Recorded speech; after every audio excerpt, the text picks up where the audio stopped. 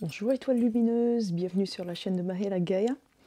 Alors aujourd'hui, je vais faire une capsule, la suite de la capsule que j'ai fait il y a quelque temps sur la réincarnation, enfin l'incarnation tout simplement, plutôt incarnation, de notre âme dans un vaisseau humain.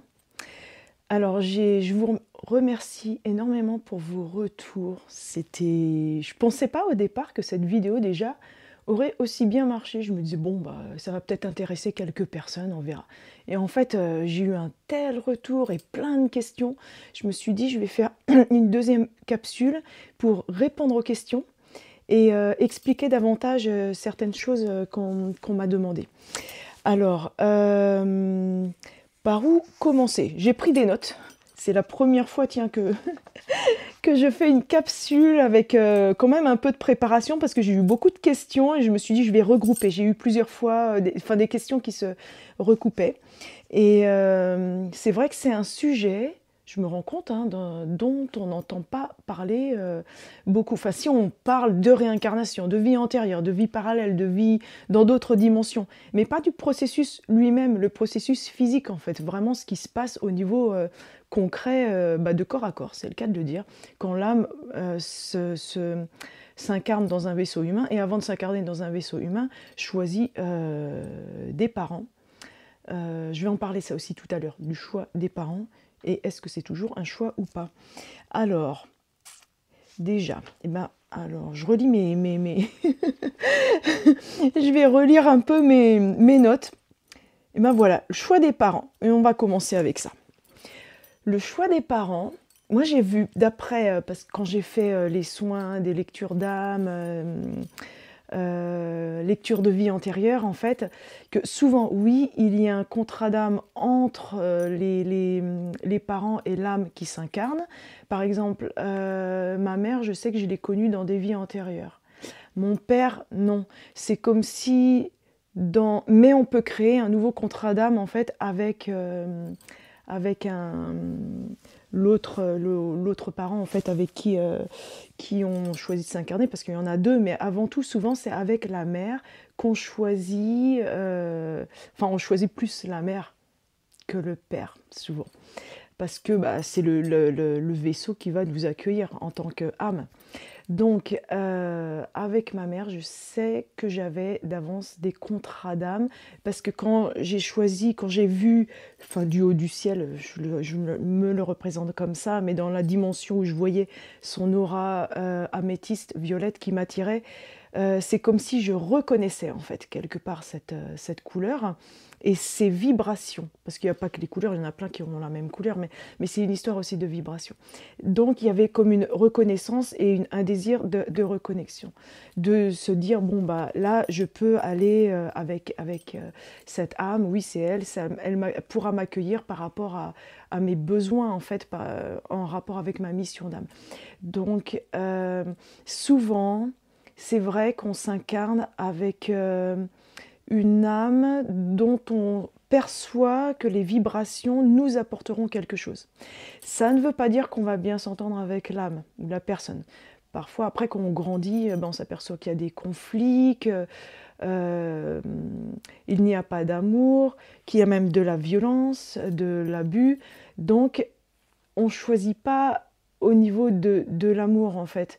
Une âme va s'incarner pour choisir un parent qui pourra lui apporter un apprentissage au niveau de l'âme, pas au niveau de l'être humain, mais au niveau vraiment vibratoire de l'âme elle-même.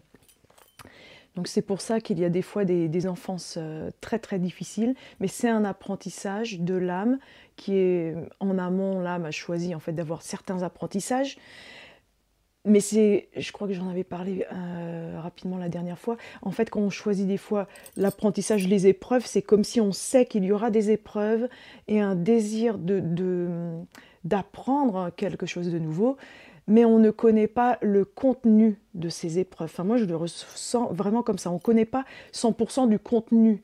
Des détails qui va se passer et comment, par exemple si on doit que notre âme a besoin, je ne sais pas, d'être une âme seule pour pouvoir faire son chemin d'âme, eh ben, on va rendre cette âme, par exemple, les parents vont décéder quand quand la personne sera très jeune, ou il n'y aura pas de possibilité d'avoir des enfants, ou des choses comme ça. Il y aura de la stérilité ou des choses comme ça. Donc, si le désir de l'âme est de faire un cheminement seul pour pouvoir apprendre la vie peut-être d'un point de vue seul et aussi offrir à multitude de personnes en fait peut-être un enseignement où il faut être seul, bah, l'âme va faire en sorte qu'il y a des épreuves qui font qu'on soit seul.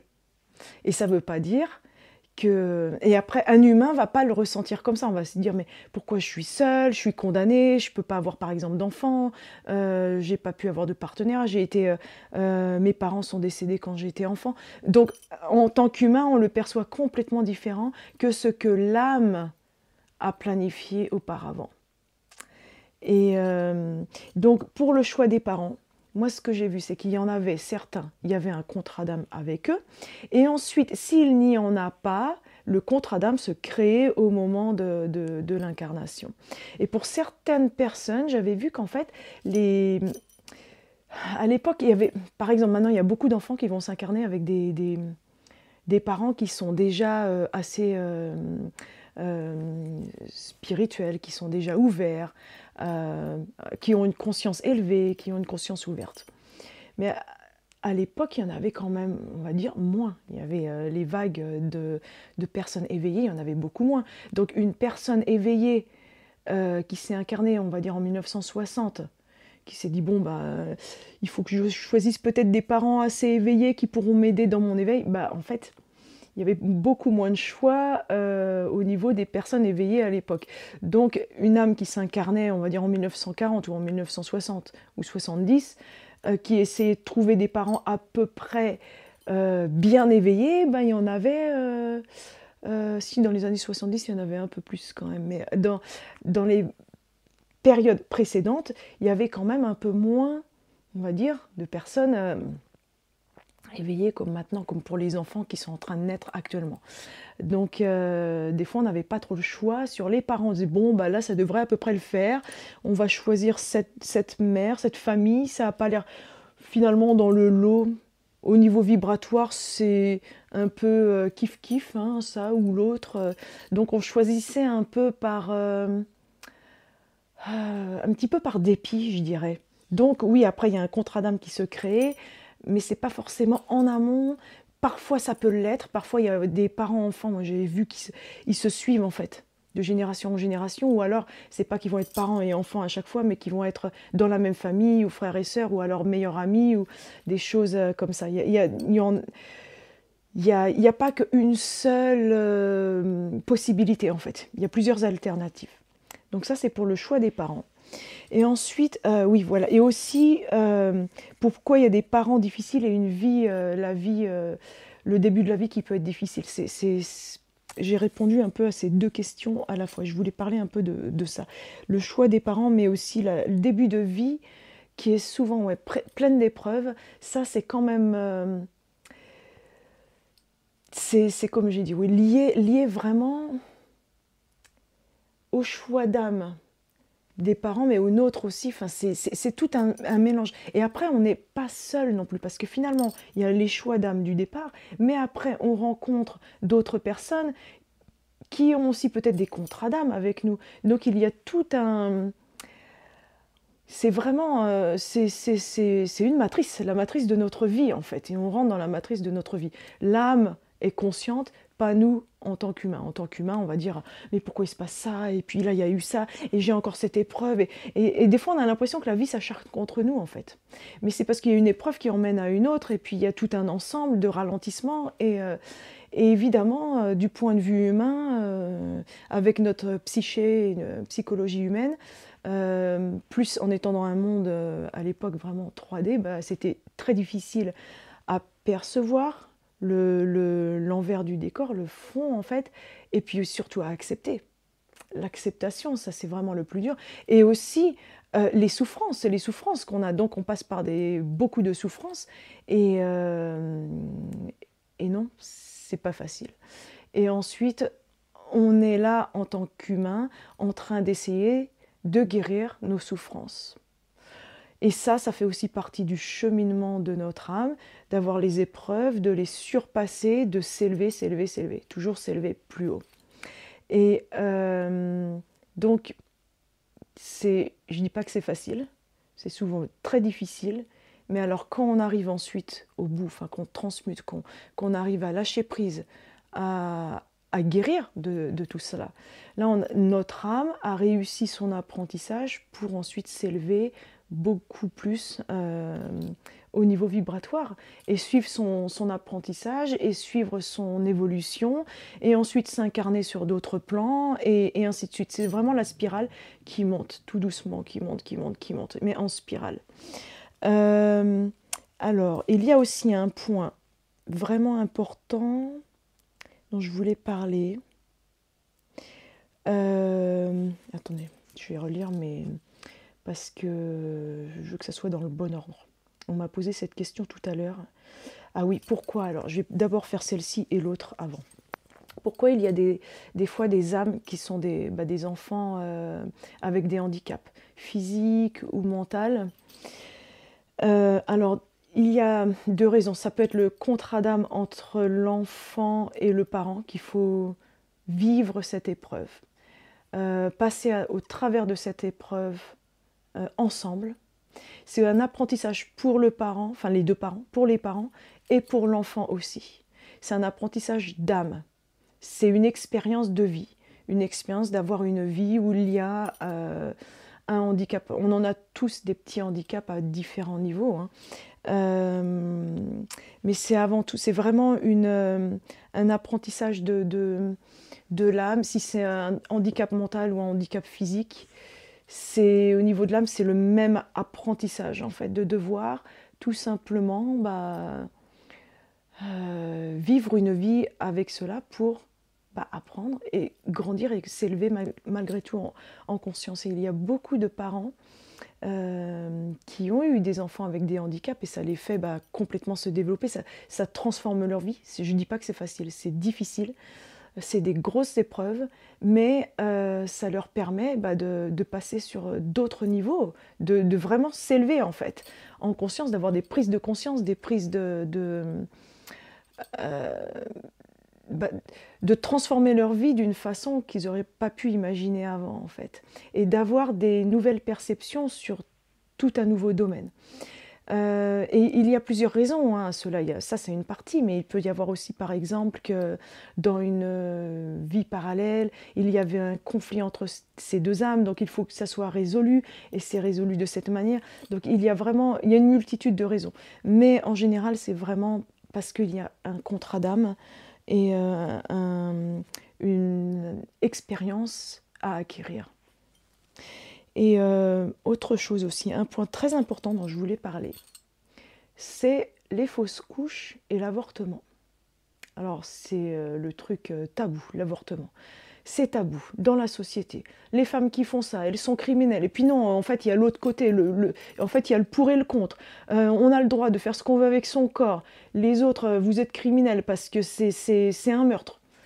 Mais j'ai vu plusieurs personnes dans mes consultations, pendant mes soins, qui ont perdu un enfant, donc qui a eu une fausse couche, ou alors qui ont fait un avortement. Et souvent, il y a une culpabilité énorme, aussi bien au niveau de la fausse couche que de l'avortement, parce que c'est vécu comme un échec de la part de la mère, même s'il y avait eu besoin de faire d'avorter. Mais souvent, la maman pense que c'est de sa faute. Il y a eu fausse couche parce que j'ai pensé négativement, j'étais surprise et choquée quand j'ai eu l'enfant, et ça doit être de ma faute, j'ai pas pu l'accueillir, et puis ensuite après il est parti, il est mort, et donc il y a une culpabilité autour de ça. Mais souvent, alors ça c'est le point de vue psychologique de la mère, qui se dit mais qu'est-ce que j'ai fait de mal pour perdre cet enfant, alors qu'en réalité, parfois il y a un enfant qui va s'incarner, et qui réalise qu'il est dans la matière et qu'il n'est pas prêt. L'âme n'est pas prête, enfin pas l'enfant, j'ai dit l'enfant, mais c'est plutôt l'âme.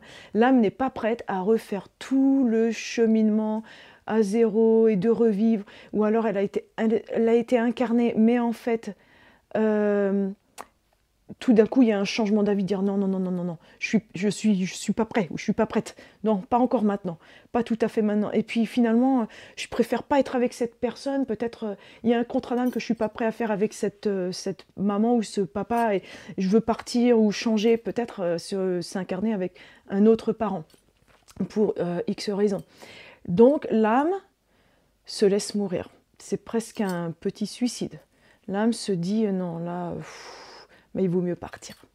Ça peut être une raison physiologique aussi, hein. Il peut y avoir aussi des maladies du corps de la maman. Mais ça peut être aussi tout simplement donc le corps, et là c'est un contrat d'âme qui est lié aussi avec le bébé, de dire bah, là mon corps ne peut pas t'accueillir, mais tu trouveras d'autres parents. Et l'autre raison, c'est l'âme qui décide de partir, donc qui s'évacue et qui décide de faire, ça fait une fausse couche, nous, au niveau physique humain. Et il y a aussi des âmes qui sentent que dans leur appareil génétique, il y aura une maladie, et qui refusent de naître avec un handicap, en fait. Maladie, que ce soit physique ou mentale, où l'âme le sent et dit non, non, non, non, là j'ai une mission importante, je ne peux pas naître avec un défaut, donc là je refuse, il faut que je parte pour me réincarner à nouveau, mais là où il n'y aura pas de défaut, avec un vaisseau physique qui me conviendra mieux pour pouvoir mener ma mission jusqu'au bout. Donc il y a plusieurs raisons aussi. Mais alors les fausses couches, c'est pas la faute de la maman. Il n'y a pas de culpabilité à avoir. On n'a pas forcément fait quelque chose de mal. Oui, après il y en a exceptionnellement qui peut-être ne veulent pas l'enfant et le disent, et ben du coup il comprend, l'âme comprend, et dire bah ok, je vais pas faire, désolé, le contrat on le rompt, et voilà, on va s'incarner ailleurs. Donc, il y a plusieurs raisons aussi, mais il n'y a pas de culpabilité à avoir en fait, parce que souvent il y a un contrat d'âme même à ce niveau-là, dès le départ de toute façon, et aussi en amont, mais surtout au moment de l'incarnation. Et il y a choix de l'âme de partir. Et on peut pas les retenir. On peut pas, c'est leur choix. Et ça fait partie aussi du contrat avec eux, de dire bon ok, là peut-être il y en a, ils veulent s'incarner seulement un tout petit peu pour voir qu'est-ce que ça fait d'être dans le corps de nouveau, d'être au niveau charnel, et que c'était seulement pour un souvenir, et que l'âme, tout simplement, ok, il s'est passé ça, puis hop, elle a envie de repartir, ça suffit, elle a eu l'information qu'il lui fallait, l'apprentissage nécessaire qu'il lui fallait, et d'avoir l'expérience de s'auto-avorter, en fait. Il y a une multitude de raisons. Et alors, pour l'avortement, ce que j'ai vu, c'est exactement la même chose. Des fois, c'est souvent, je l'ai vu plusieurs fois, c'est un choix d'âme du bébé. C'est lui qui dit, il y a un problème, je ne peux pas m'incarner maintenant, il y a plusieurs raisons, celles que j'ai citées avant, problème physique, mental, une maladie, pas prêt, il y a aussi peut-être des peurs tout simplement, ou de vouloir s'incarner à un autre moment. Désolée, il y a un petit peu de bruit dehors, là, il y a un camion qui passe. Donc il y a, en fait, l'enfant, l'âme, va influencer le mental et l'énergie de la mère pour la pousser à avorter. Et ça, je l'ai vu plusieurs fois. Ensuite, il y a une grosse culpabilité au niveau mental, émotionnel de la maman, la plupart du temps. Des regrets, ça fait un traumatisme. Mais en même temps, c'est pas toujours son choix à elle. Voilà, moi j'ai vu ça, que l'avortement, c'est pas toujours le choix de la maman. C'est parfois l'âme qui encourage ce processus. Et parfois, il y a aussi le choix de la mère qui là dit « je ne peux pas, là je ne suis pas en mesure de t'accueillir ». C'est un choix d'âme entre les deux, c'est le contrat d'âme entre les deux. Donc Dans ces cas-là, ça retire l'effet de dire de meurtre. On n'est pas meurtrier en fait. Sauf peut-être si on dit, mais s'il y a une réaction. Et encore, même là, je ne suis pas sûre, c'est vraiment une question délicate, hein. Est-ce qu'il y a vraiment, on va dire, j'ai tué l'âme qui est en moi parce que j'en voulais pas. Même s'il y a ça, ça fait partie du contrat avec l'âme qui s'est posée en fait dans le corps de la maman. C'est basé sur un contrat, que ça soit conscient ou inconscient. Et c'était peut-être tout simplement le choix de l'âme qui s'incarnait de dire là, il faut que je vive ce truc-là. Qu'est-ce que ça fait d'être victime d'être comme une victime de l'avortement? Qu'est-ce que ça fait? Donc il y a vraiment tout euh, un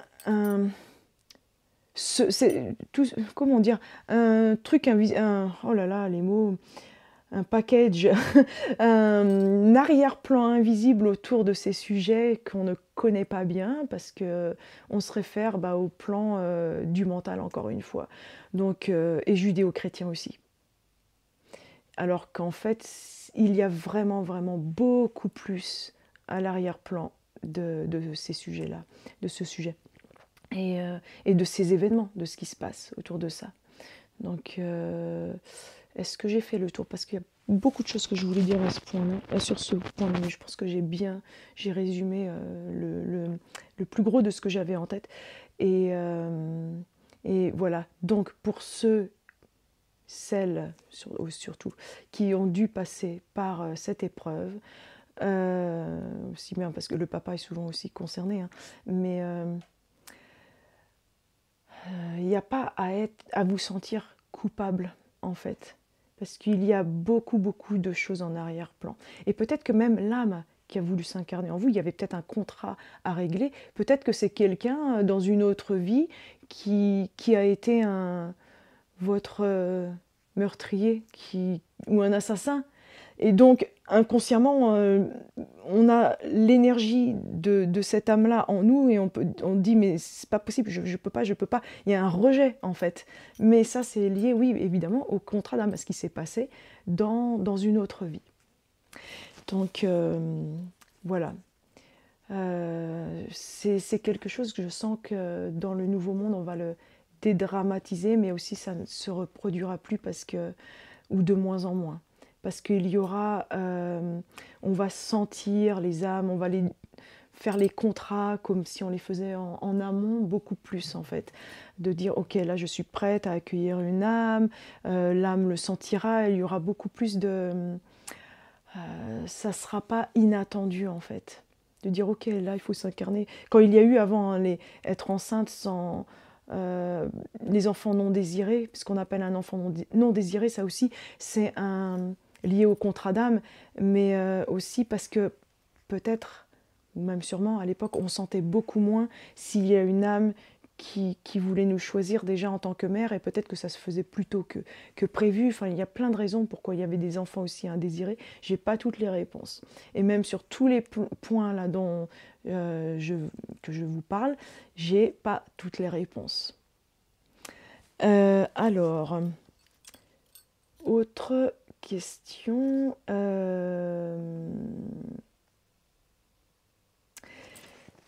ai noté pas mal. Et il y a plusieurs personnes qui m'ont posé aussi, dont Céline. Je vais essayer de répondre à tes questions. Alors, est-ce que je fais la mission que j'ai choisie, qui m'a été assignée? Eh bien, je dirais oui. Et je dirais aussi que notre mission, en fait, évolue et change. Parce que quand j'étais petite, je savais que j'avais une mission, mais je ne savais pas quoi exactement. Donc je me disais, ouais, c'est d'aider, d'être gentille. Mais en fait, ça, c'était la mission de quand j'étais enfant. J'aurais pas pu faire ce que je fais maintenant, quand j'étais enfant. Donc notre mission, j'ai envie de dire, elle évolue. C'est pas une mission 100% déterminée de dire... Enfin oui, si, quelque part, il y a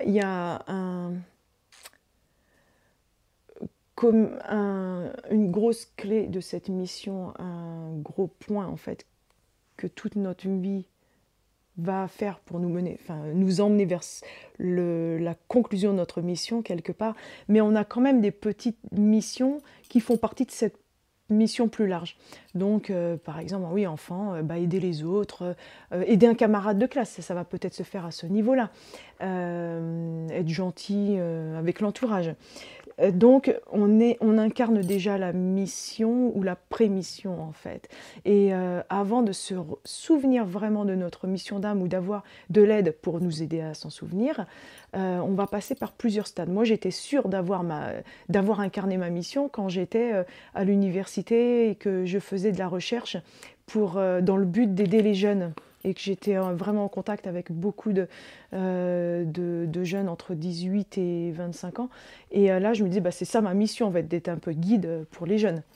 Mais je ne dirais pas que c'était ça ou pas ça, parce que maintenant, ça a changé, mais pas tant que ça a évolué. Mais avant, à mon niveau, quand moi, j'avais moins de 30 ans, oui, c'était ma mission d'accompagner un certain groupe de personnes, et à une certaine échelle.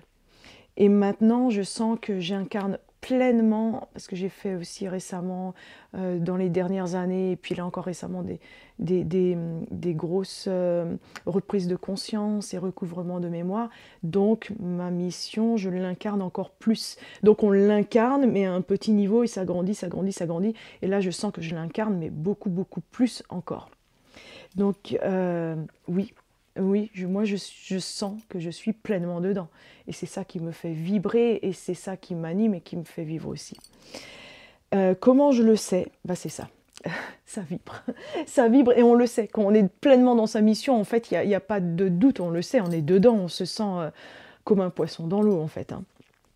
Ah oui, et comme j'avais parlé, en fait, qu'avant de m'incarner, j'avais vraiment rencontrer des âmes avec qui on s'était dit on va s'incarner à peu près en même temps pour se retrouver, faire notre mission sur Terre.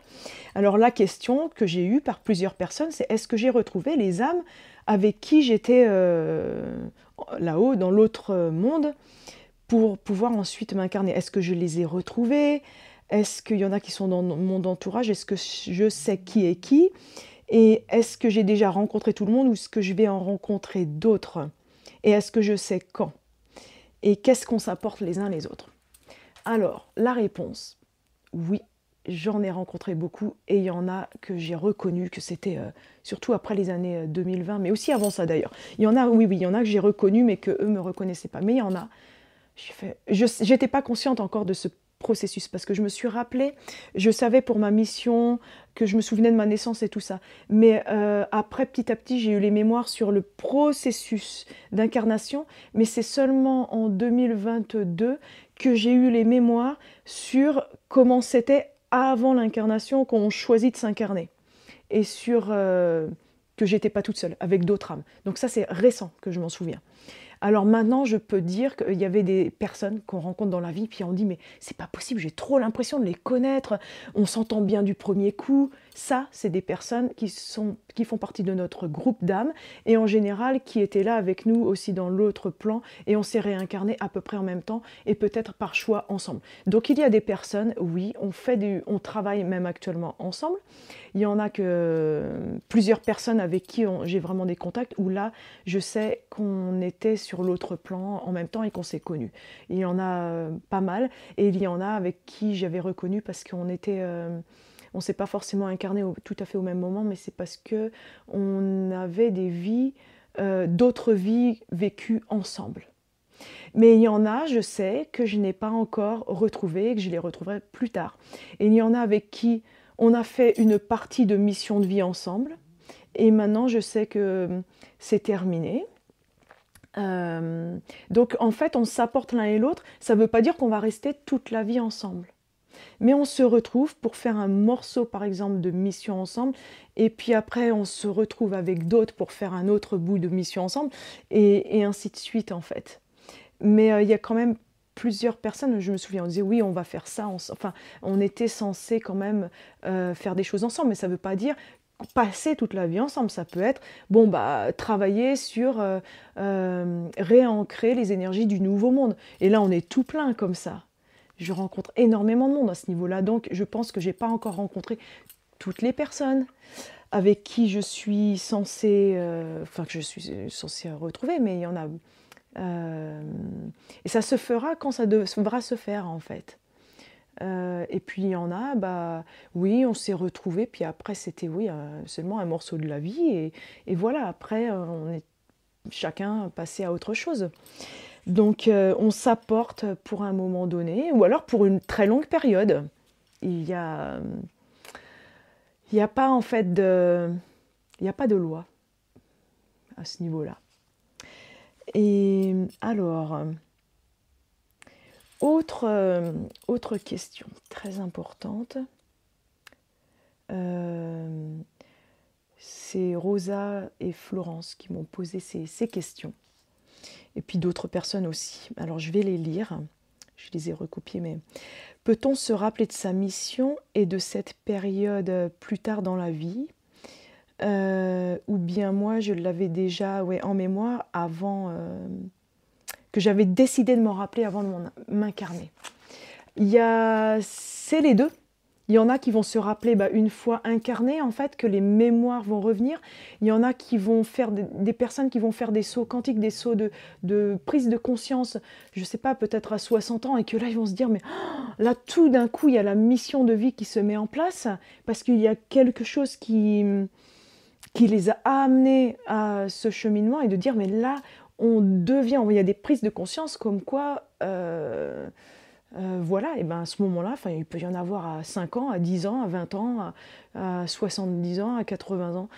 Et là, ça se remet en place. Les mémoires reviennent de dire ah, c'était vraiment ça ma mission, il y a un recouvrement de mémoire, on fait tout pour mettre la mission de vie en place, en œuvre. Et voilà, il n'y a pas d'âge en fait pour s'en souvenir. Moi, je sais que j'avais décidé de m'en souvenir avant mon incarnation. Je vais vous expliquer après comment j'ai fait. Alors, pourquoi on oublie? Pourquoi la majorité de l'humanité oublie sa mission originelle avant l'incarnation? Est-ce pour faire juste la vie terrestre? Dans quel but s'il y en a un? Et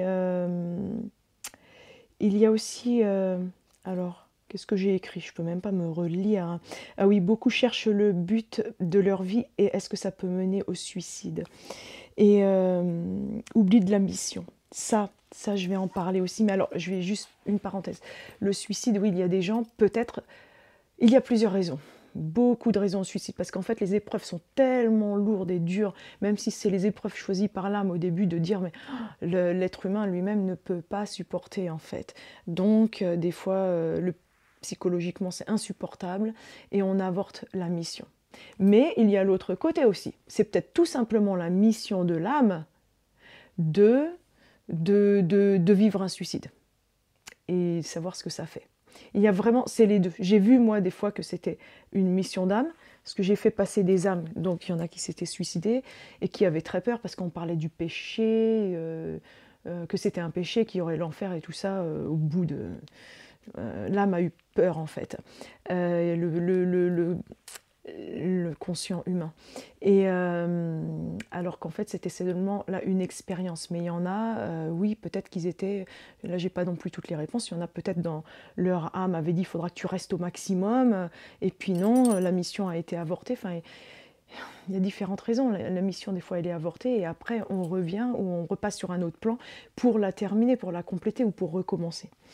Donc, il y a plusieurs choses qui poussent au suicide, mais effectivement, ça peut être du coup, ça avorte la mission, mais aussi c'est peut-être tout simplement un apprentissage de l'âme, encore une fois.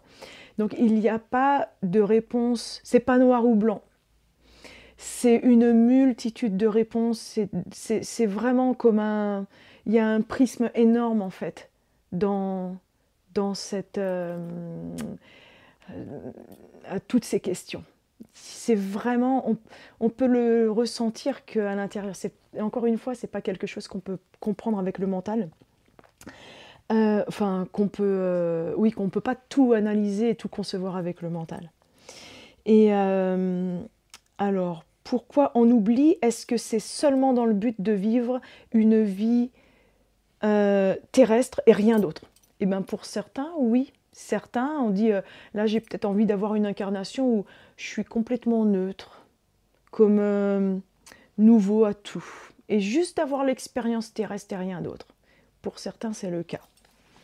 Et il y a une personne, donc Florence, qui m'a écrit, et c'est la première fois que j'entends parler de ça, consciemment.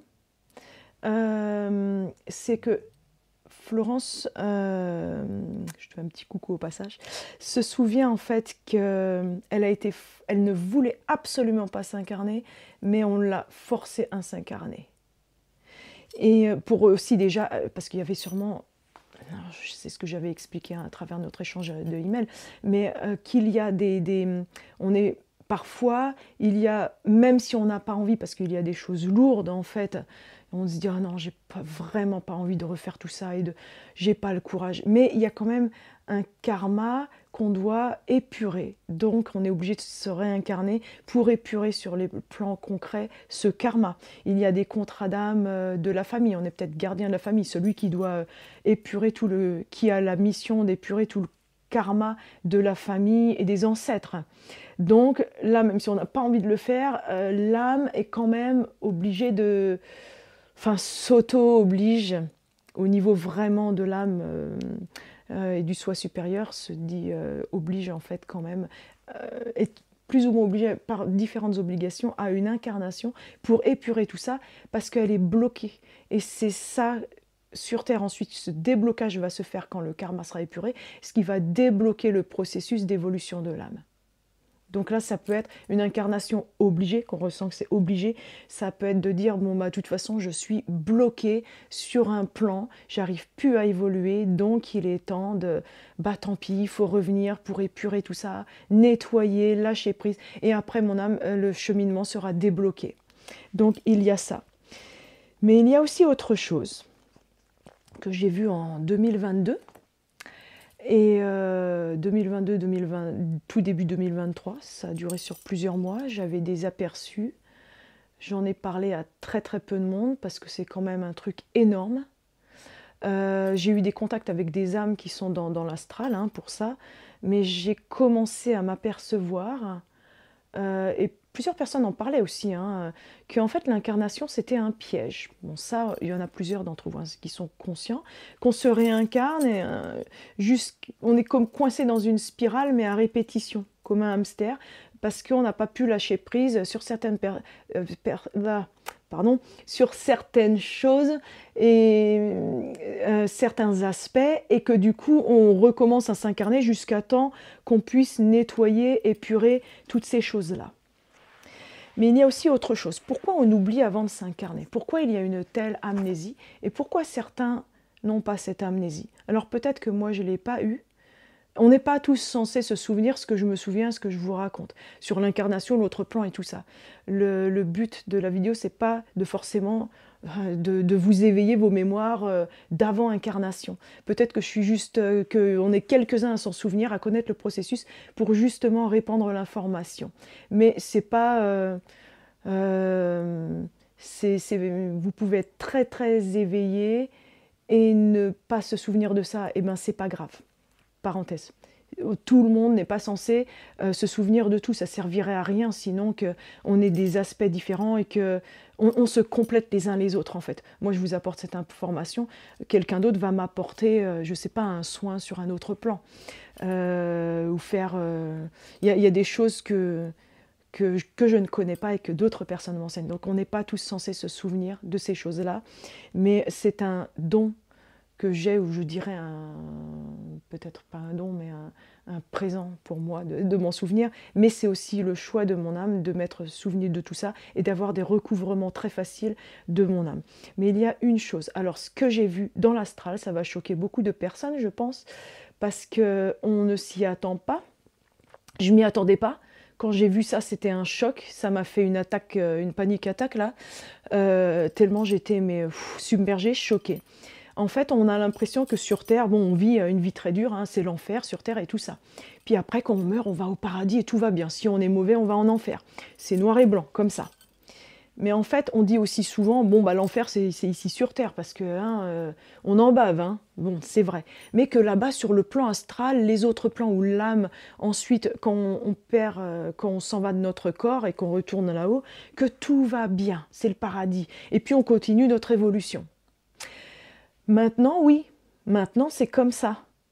Mais pendant des siècles, je ne sais pas combien de temps, des millénaires, le monde astral a été hacké. C'était envahi, contrôlé, plus ou moins, pas entièrement, mais en grande partie, pareil que sur Terre, par des âmes sombres, enfin des êtres sombres ou des involutifs. Et ça, je ne le savais pas avant de m'en être aperçu, de l'avoir vu, parce que j'ai fait plusieurs voyages là-haut avec des personnes qui m'ont appelé. Donc j'ai pu faire des voyages dans cette autre dimension. Consciemment, hein. Et en étant bien ici sur Terre, mais j'ai été aider directement des âmes là-bas. Donc ce que j'ai vu, c'est qu'il y avait en fait des endroits, en fait des personnes qui... une fois, il y a une âme qui m'a dit oui, on va nous aider, on nous aide là-bas, il y a vraiment beaucoup de personnes. Parce que moi, souvent, quand j'ai fait passer des âmes de l'autre côté, mais je ne pouvais pas voir vraiment l'autre côté. Et ce que je voyais, c'est qu'il y avait toujours une figure comme un ange, enfin des êtres de lumière ou de la famille qui viennent chercher les âmes pour partir de l'autre côté et ensuite continuer leur cheminement. Et moi, je disais toujours, je reste ici, je ne peux pas vous accompagner de l'autre côté. Mais après, j'ai eu accès plusieurs fois de l'autre côté. Et je voyais, j'ai vu des lieux paradisiaques. Ça ressemble beaucoup à comme sur la Terre. C'est un monde parallèle en fait, hein. Donc ça ressemble exactement à la vie ici, mais sauf que tout est beaucoup plus épuré, plus éthérique. Donc il n'y a pas toutes les souffrances et les pensées comme on a vraiment ici sur Terre. Et puis, une fois, il y a quelqu'un qui m'a dit, là, ils vont nous effacer nos mauvaises mémoires. On fait tous la queue, on est ensemble, on nous a appelés, il y a eu un appel pour passer dans un lieu, comme un hôpital, pour effacer les mauvaises mémoires. Je fais, mais on n'est pas censé effacer le karma. Je fais, qu'est-ce que vous voulez dire? Et là, il y a eu un gros choc comme électrique en moi. Et je me suis dit, non, non, non, non, là, ça sonne faux, ça sonne faux. Et j'ai contacté la personne, je fais, n'y va pas, et empêche tout le monde que tu vois, il faut surtout pas y aller, il faut surtout pas faire. Je tremblais, j'étais comme en transe, et en plus, j'étais en ville quand ça m'est arrivé, parce que j'ai reçu le message de la personne comme ça. Et j'ai dit, mais là ça sonne complètement faux. Et après, j'ai pu être seule, je me suis connectée. J'en tremble encore. C'est terminé ce truc-là maintenant, mais sur le coup, c'était un truc gigantesque que j'ai vu et vécu. Alors après, on a été là-bas, et en fait, j'ai vu que les personnes, on les invitait, on dit, mais si, il faut y aller, on va vous effacer votre mémoire, mais seulement les trucs mauvais, et après, tout ira bien pour vous.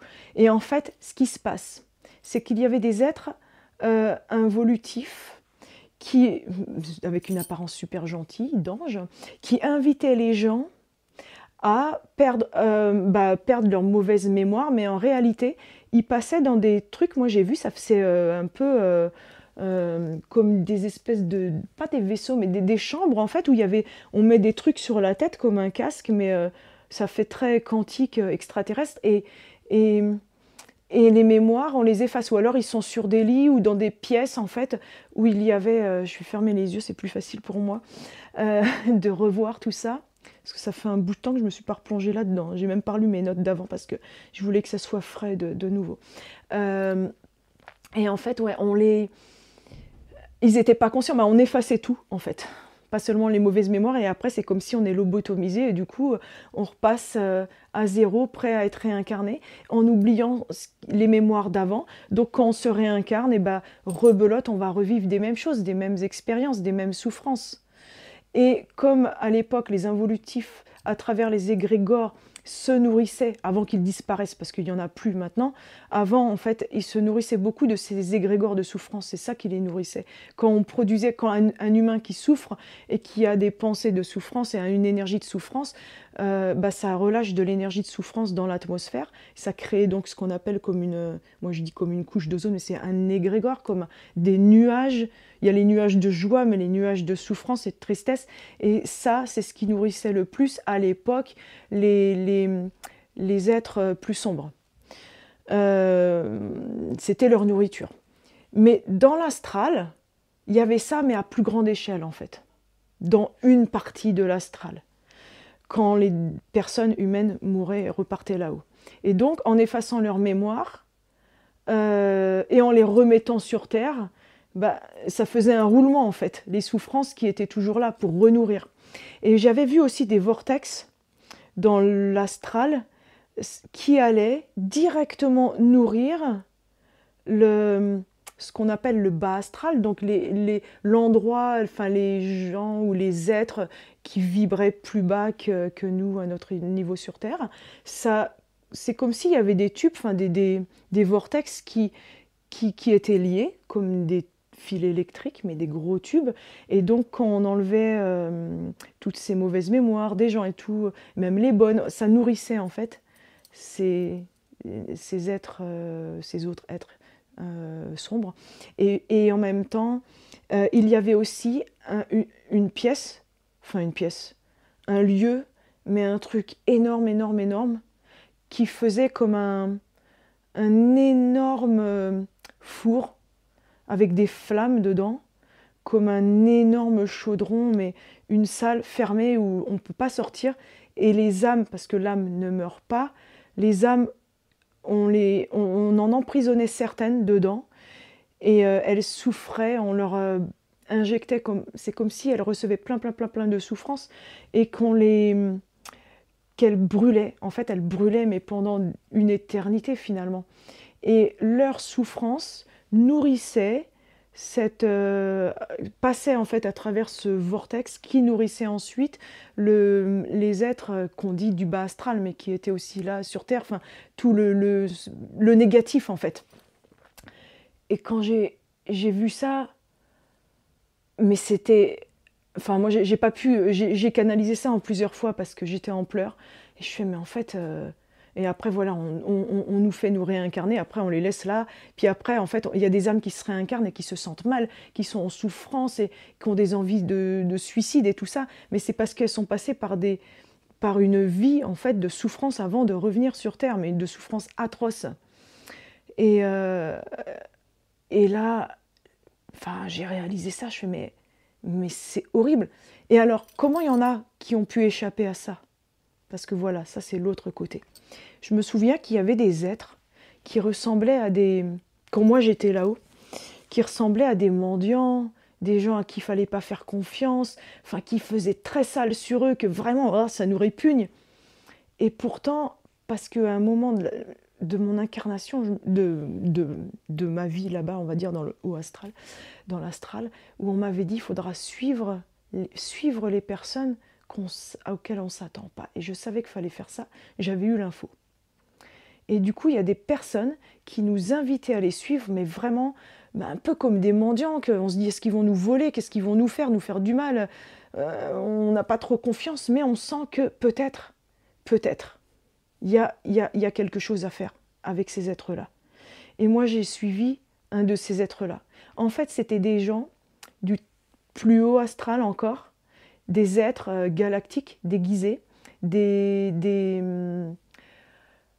peut-être ce qu'on appelle aussi des archanges, enfin des êtres qui vibrent haut en fait, déguisés pour pas être vus par le côté plus sombre, et qui invitaient certaines âmes à passer en douce, à nous former en fait pour qu'on ne perde pas la mémoire. Comment passer à travers cette machine, parce que tout le monde s'était obligé avant l'incarnation de passer par cette espèce de pièce où on nous enlevait la mémoire. C'est le cheminement, il y avait comme comme si on est dans un bâtiment et qu'on passait à travers plusieurs pièces avant d'avoir le droit de se réincarner.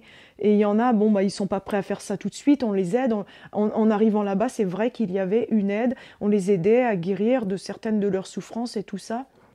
Et donc il y avait ces êtres-là qui étaient lumineux, qui faisaient comme le first aid, les premiers soins en fait.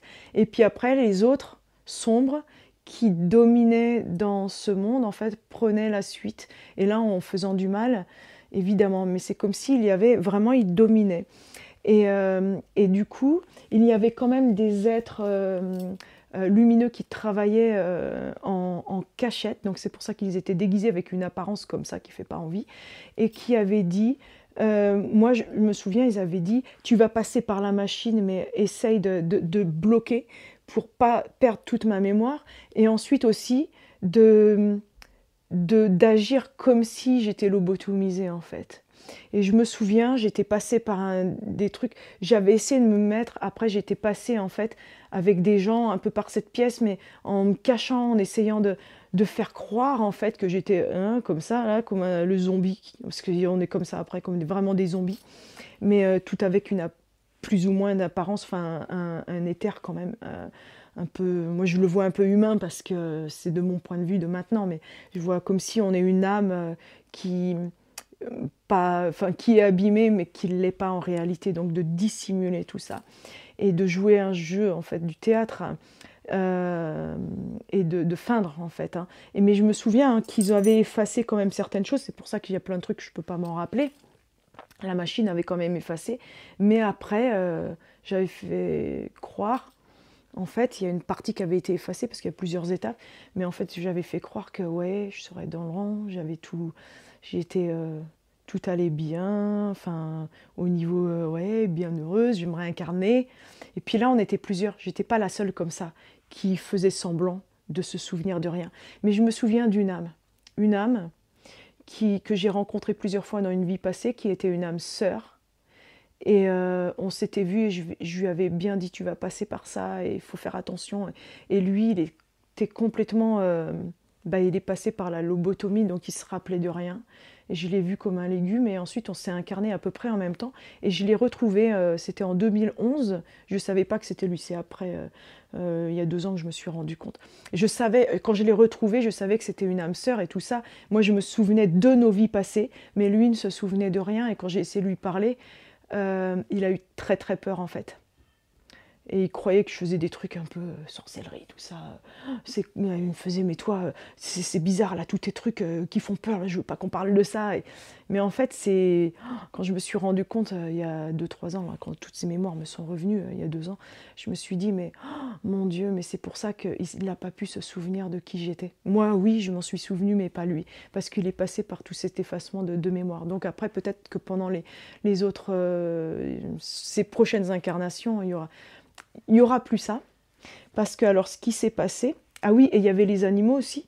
Alors après, les animaux, ils étaient dans une partie de l'astral, mais à part, comme si ça faisait 2 mondes parallèles, un pour les humains, un pour les animaux. Et en fait, ils étaient aussi en souffrance, parce qu'il y a eu beaucoup, beaucoup d'animaux, énormément en souffrance sur Terre. Mais là-bas aussi, on leur faisait une partie, pas tous, mais du mal aussi. Et parce que ça nourrissait les égrégores négatifs, comme j'ai dit tout à l'heure. Mais alors, ce qui s'est passé, quand moi j'ai vu ça, et que j'étais avec ces personnes, et que j'ai vu, et on a dit non, il ne faut surtout pas aller dans ce bâtiment et tout. Et en fait, on était plusieurs, on a commencé à dire non, il ne faut surtout pas y aller. Et sur Terre, il y avait une autre personne avec qui j'ai travaillé, et on leur disait, on envoyait plein d'énergie pour dire, il ne faut pas aller là-bas, il faut même détruire ce bâtiment et tout. En fait, il y a eu une révolution. Ça a duré 3 semaines, enfin, pour nous, au niveau terrestre, 3 semaines, 1 mois, où il y a eu une énorme révolution dans l'astral, que les âmes, celles qui n'étaient pas encore parties, ont compris. Et j'ai même revu des personnes, en fait, parce que c'est pas tout le temps qu'ils font ces effacements de mémoire. Puis que j'ai pas tous les réponses, hein, mais c'est comme s'il y avait des périodes, et puis il y a des âmes, elles veulent pas s'incarner tout de suite, donc il y en a ça qui restent de côté, et puis voilà. Mais c'est par période où ils vont faire aller hop, là on en prend, je sais pas, 100 000, et voilà. Et c'est pas en continu en fait. Et c'est quand il y a un besoin d'énergie. Et là, en fait, ce qui s'est passé, c'est que les gens, bah, ça les a réveillés de dire, mais il faut surtout pas y aller, on va vous effacer vos mémoires et tout, vous vous souviendrez de rien, ni de ceux que vous avez aimés et tout. Là, ça a fait une méga révolution. Ils ont fait une révolte, en fait. Une révolte, ils ont tout saccagé. Et au niveau vibratoire, hein, c'est comme s'il y a eu un énorme chamboulement. Et puis après, les autres, eh ben, ils ont dû partir. Et comme sur Terre aussi, il y avait beaucoup qui se passait au niveau en 2021, tout ça, il y avait beaucoup de nettoyage du sombre, nettoyage et nettoyage et nettoyage. Automatiquement, les énergies ont fait que ça s'est fait aussi de l'autre côté. Donc maintenant, le processus d'incarnation se fera seulement si les âmes le désirent. Il n'y a plus d'obligation. À moins après d'avoir un gros karma. Enfin, mais il n'y a pas d'obligation, je veux dire, extérieure. L'obligation se fera que de nous-mêmes. Ça sera notre choix si on s'incarne encore ici sur Terre ou alors ailleurs. Et l'âme pourra évoluer à sa guise. Donc les âmes blessées et tout ça, blessées émotionnellement, surtout avec plein de souffrances qui arrivent là-bas, où elles vont pouvoir guérir et s'incarner sur d'autres plans et continuer leur évolution. Et ce qui s'est passé au niveau des animaux, c'est que tout d'un coup, j'ai vu, mais comme un mur, mais éthérique, qui se brisait, et il y a plein d'animaux mais qui venaient, et il y avait un espèce d'hôpital gigantesque quantique pour soigner les animaux. Et j'ai revu, mais j'ai plein d'animaux, c'est bizarre, et il y a des gens pour qui j'ai après pu canaliser, voir comment allait leur animal. Je voyais des éléphants se faire soigner, des vaches qui souffraient, des animaux, beaucoup d'animaux domestiques avec qui j'ai pu échanger. C'était parce que les animaux ont une conscience et on peut vraiment parler et échanger comme avec un humain. Et du coup, ils ont été remis ensemble, humains, animaux, et de pouvoir agir ensemble, mais sur le plan astral. Donc ça, c'est ce que j'ai vu. Et là, le point, n'ayez pas peur. J'ai parlé d'un truc qui se passait avant par rapport aux involutifs, aux forces plus sombres. Mais c'est fini. C'est vraiment fini. Là-bas, c'est fini. Ça fait 2 ans, 1 an et demi, 2 ans pour là-bas. Enfin, en tout cas, moi, à mon niveau, ce que j'ai vu, que c'est terminé. C'est vraiment... Et quand des fois, il y a des âmes qui passent de l'autre côté et que j'accompagne un peu, parce qu'il y en a que j'ai connus, que j'ai accompagnés de temps en temps. Maintenant, j'éprouve plus le besoin, mais je vais juste au bord, voir comment c'est. Et ben, tout va bien là-bas.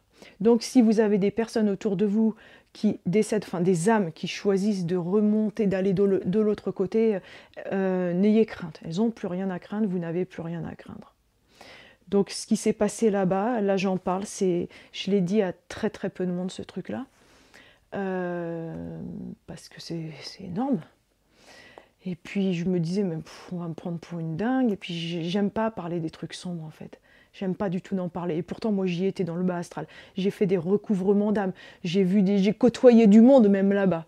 J'ai jamais eu peur. C'est un endroit, c'est glauque plus que glauque. Mais tout ça, c'est fini, en fait. Parce que c'est tout simplement, ces choses-là, ça fait même partie de nous, de notre vie sur Terre. Et maintenant, avec l'élévation de conscience et l'élévation des vibrations, ce côté sombre, il n'existe plus, en fait, à notre niveau, quand on est vraiment dans l'élévation de conscience. Si ça existe au niveau de certaines personnes, ils vont le voir, parce qu'en fait, on voit ce qu'on croit aussi. Moi, je sais qu'à mon niveau, c'est fini, ça n'existe plus. Mais vraiment, là, je peux dire, vraiment, je peux le garantir, ça. Ça fait peut-être partie de ma mission d'âme, d'ailleurs, de dire ce truc-là. Maintenant que j'y pense, je tremble. C'est fini là-bas. C'est fini. Dans le monde astral, tout va bien là. Donc voilà. Mais ouais, je voulais partager ça. Et sur ce, je vais terminer là. Waouh, 1 heure de vidéo. Je ne m'attendais pas à ça. On va tirer une carte et je vais faire quand même quelque chose en code pour alléger tout ça. Une carte du... Je sais plus ce que c'est encore en français. Activation des portails galactiques. Non, de lumière. Activation des portails de lumière. Une petite carte, tiens, celle-là qui sort. Oh! Alors, je le lis, après je vous montre. Stellar Gateway Activation, donc c'est activation de portail stellaire, potentiel infini, manifestation de vortex. Mais ça vient, c'est un truc de dingue, ça vient avec ce que j'ai dit, de vortex j'en ai parlé, mais là en positif, et vers le haut. Vortex, mais dans le sens que ça va vibrer vers le haut, et avec des pyramides, donc c'est vraiment, là c'est du positif, vortex positif. C'est terminé, tout ce qui était sombre, c'est terminé. Maintenant, c'est des vortex vers le haut qui s'ouvrent. Alors je relis, ouais, c'est activation de portail stellaire et potentiel infini de votre âme, de votre incarnation et de votre mission d'âme, de tout votre potentiel, qu'il soit conscient ou inconscient. Et manifestation de vortex, mais j'ai envie de dire aussi manifestation de votre âme qui s'élève et s'élève et s'élève. Je tremble. Parce que là, c'était assez lourd à révéler. Alors, j'ai pris mon bol, j'avais prévu, mais on va faire un nettoyage et on va s'élever et ouvrir le vortex de notre cœur. Voilà.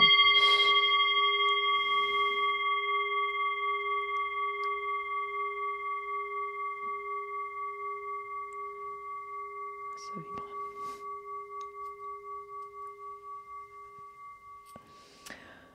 Trokrashanaro nastanarktiyazanara hokroruktistarika kuruktiyaka ruja marhayasadna arahayau stuktakurikta anyamarhokoriktiyasak norokuruka. N'ayez crainte pour votre incarnation ou pour votre future vie sur les autres plans. Vous êtes au bon endroit, là où vous devez être, même si vous ne vous souvenez pas de votre mission ou que vous n'avez pas conscience, c'est pas grave. Vous incarnez le moment que vous devez incarner.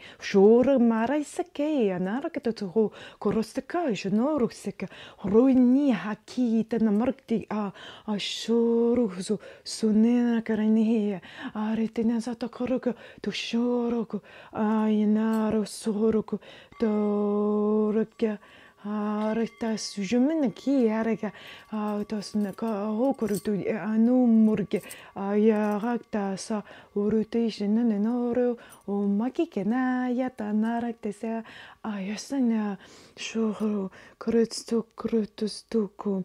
Votre âme est au bon endroit, vous êtes au bon endroit au bon moment. Donc vraiment, il n'y a pas de souci à se faire si vous ne vous souvenez pas de tout. Parce que inconsciemment, votre âme vous guide, vous êtes guidé. Et vous êtes guidé par plein d'autres belles âmes autour de vous. Vous n'êtes pas seul. Vous êtes accompagné, toujours. Vous êtes avec votre âme, avec la partie divine qui est en vous, avec le divin, avec tout ce qui est divin, avec tout ce qui est lumineux. La lumière est en vous, la lumière vous entoure.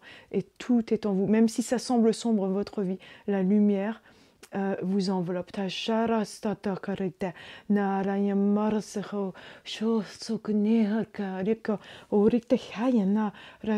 lumière arrive sur vous, vous êtes enveloppé. Je vois quand il y a des étoiles lumineuses, des étoiles comme des paillettes d'or qui tombent sur tout, nous tous qui écoutons, qui sommes là réunis.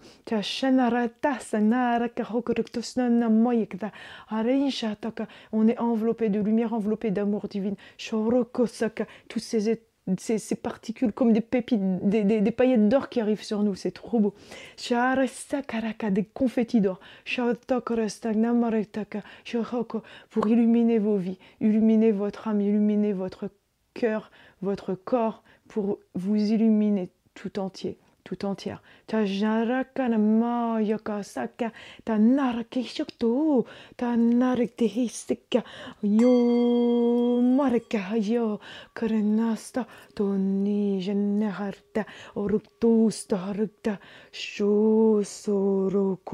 Ouvrez votre plein potentiel, recevez votre plein potentiel. N'ayez pas peur de votre plein potentiel, parce que des fois on en a peur.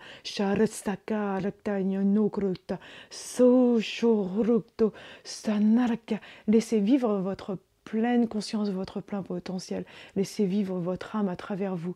Écoutez votre âme. Écoutez les conseils de votre âme, écoutez les chuchotements de votre âme. Elle est toujours là, avec vous, à vos côtés.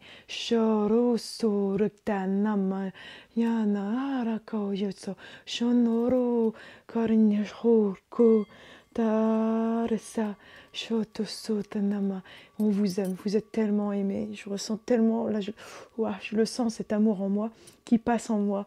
On est tellement aimé, on n'est jamais seul, on est toujours accompagné. Shanarosoko takara sonanaraya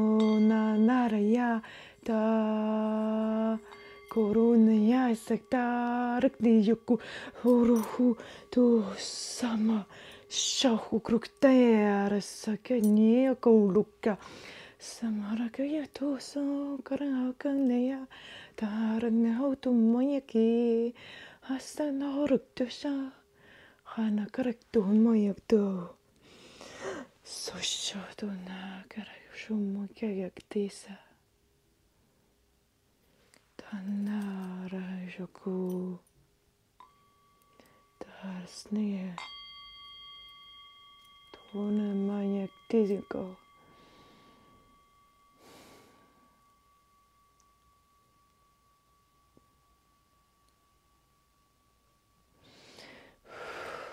Respirez bien, revenez bien dans votre corps.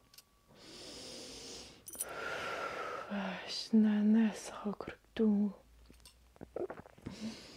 Asanahu.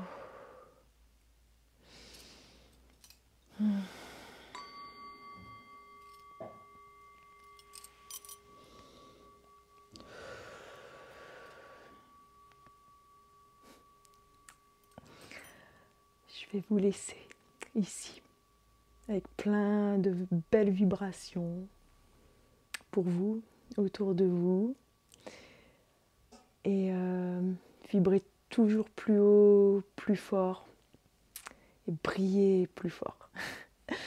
Je vous aime fort. À très bientôt et passez une magnifique journée.